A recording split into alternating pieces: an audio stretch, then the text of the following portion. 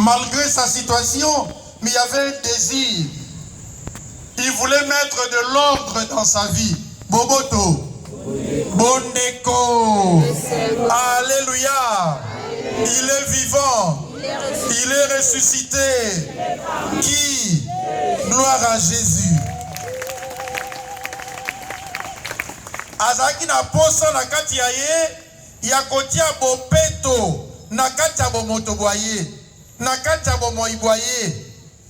Maître de l'ordre. Alinga se réconcilier avec lui-même. Na batobanso yasalaki mabe. Alinga bongisa l'album personnel de sa vie. Alléluia. Il est vivant. Il est ressuscité. Et là, quand liboso yango wana na kati ya démarche, il y a beaucoup d'alina Jésus Christ. Kolinga yango, le désiré. Est-ce que je suis prêt à aller à la rencontre de Dieu? Je suis prêt à l'écouter. Je suis prêt à marcher selon sa volonté. Alléluia. A décidé kope sa esika nakata moiboye. Espace de liberté. Liberté mosus. Non pas wazalaki nango kasi alingi ko bongola bo moiboye. Alléluia. Il est vivant. Il y a solo likambo na ye kasi ezali pe likambo ya bato basi bandeko na ye. Conséquence ya bomoiboye. La conséquence de nos actes, c'est pas seulement nous-mêmes, c'est aussi nos familles, notre entourage. Yépe bandeko na ye mwasi bana bandeko soki ba koleka bitala bandeko nani bandeko nani. Alléluia.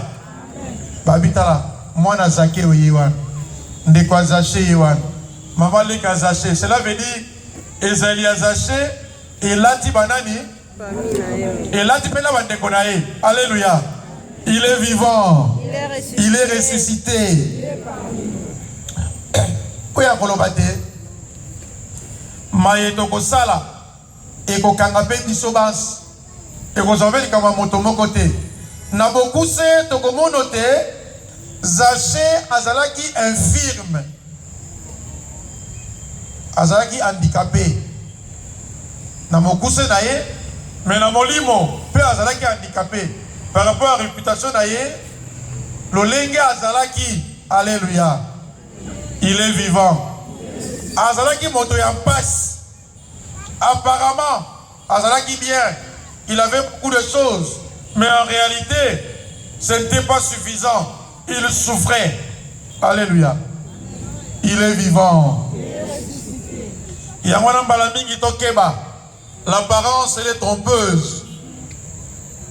Libanda ezakati. Provision mami toko lula. Obia naza nangata lokola ye. Nzoka ndo yebite soki yazali nani. O ya vivaka yo yebite. Kasoza ko lula ye nazala lokola ye te. Alléluia. Il est vivant. Yangwana bandeko. Malamingi na bamoina biso ezalaka pe important. Tozonga sima.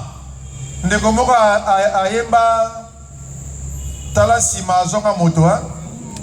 Alléluia. Zaché atali sima azongi moto habite. Pardon, vieux yote. Bisope lelo mikolo miemiso banda lundi kino lelo toyepe kotala sima poto zonga bato toye kotala sima mawana yo soki mikolo miemitano okobima ndenge okotaki. Là je regrette parce qu'aujourd'hui le Seigneur doit te dire le salut est entré dans ta maison. Alléluia. Il est vivant. Mawanayo, si tu vas sortir d'ici sans que le Seigneur puisse te le dire. Le salut doit entrer dans ma maison. Quel que soit le caractère de ce salut. Pour salut en gros, ça dépend de Dieu. Yemoutayebi, salut en repère, ça moko à bisolelo.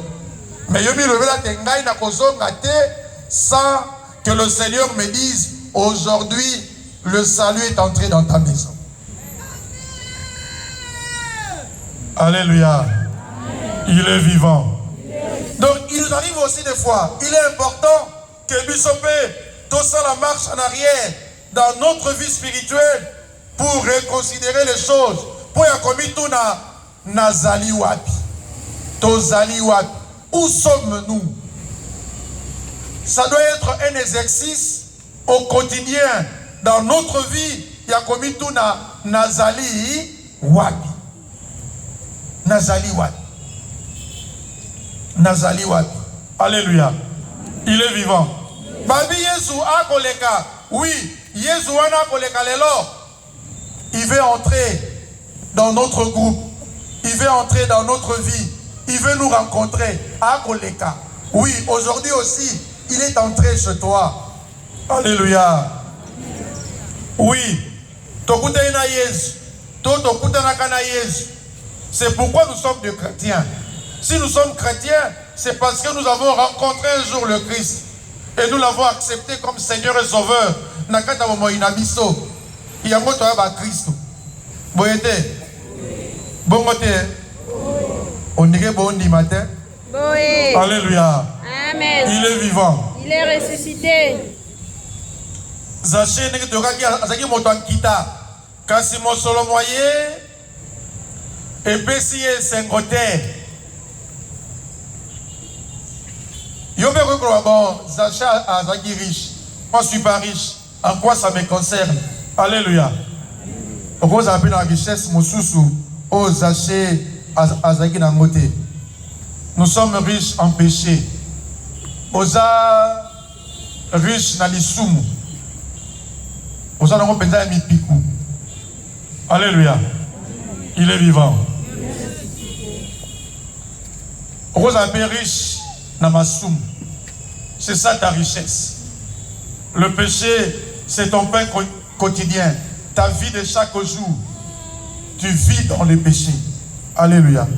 Il y a un peu de choses qui pas de manière positive, mais de manière négative. Bongo, tu peux dans verset 7, Balobi, Bandeko Basusu, Bako murmurer, Bako ima. Motomoko te Zaché a boyi kobika. Alléluia. Alléluia. Batowa na pe na sanga na biso bazanga kate. Les gens qui nous découragent, qui nous empêchent, lokola Bartimée, ya koganga ba ko finaye, ba ko fina. Ka suka suka bite, ako macha mongongo, pe suka nango akoloba. Yesu akoyoka e. Tant babengi bangoka wana bazaka kate. Dis va vite, il t'appelle. Alléluia. Il est vivant. Bobele ba yebane ko empêcher ye, bangwana ba ko tindika emba bazaka kate. Bobele bango wana ba empêcher ki pe Zaché pour amona Yesu akomi ko luka ba solution. Dans nos groupes, dans nos paroisses, dans nos communautés, dans la vie. Des gens pareils, bazan à rater. Bobot. Oyo balingi botamu, ya moninga te. Balingi de moninga malam, moninga sepela, ayoka esengo te. Ils sont là toujours pour décourager les autres. Alléluia. Il est vivant. Bandeko wana boboto. Alléluia. Il est vivant. Il est ressuscité. Qui? Gloire à Jésus. Basiliki Bonine. Oh, comment Jésus a vu qu'il n'est pas mon sourd qui wana. Montagneux Kolokobiso. Comment Jésus a vu qu'il n'est pas oh. Alléluia. Il est vivant. Il est allé chez un homme pécheur. Jésus va où on l'attend. Yesu akendeke sika oyo ba kozela ye bali ko yambaye. N'importe où Jésus est prêt à aller Alléluia. Apondoko esika te, pe toponisa ye esika te. Toponisa ye esika te. Je pense que c'est le pape François qui a dit que comment le col a badouanier spirituel. Je pense que c'est lui. Hein. Après, comme badouanier spirituel, oui, il a dit à nos amis du renouveau na Rome, badouanier spirituel, biso. Comment badouanier spirituel? C'est comme si tu as un monopole, il y a grâce. Les autres ne peuvent pas en avoir. Je ne parle pas de nous comme groupe renouveau, mais biso ba Christ ba sous. Il y a des gens comme ça qui pensent que ce sont eux qui ont le monopole de l'esprit. Alléluia. Amen. Il est vivant. Il est ressuscité. Badouanier spirituel. Hein? Bandeko ya Ezanine OCC. OCC hein. Oh bah OCC. Alléluia. Il est vivant. Il est ressuscité. Qui? Gloire à Jésus. Yesu akei to akokende pa ya mosumu ki oyo ye moko akomimona te lokola abungi nzela pe akofungola motema moye pote ayamba Yesu akofungola porte ya ye pote Yesu ayingela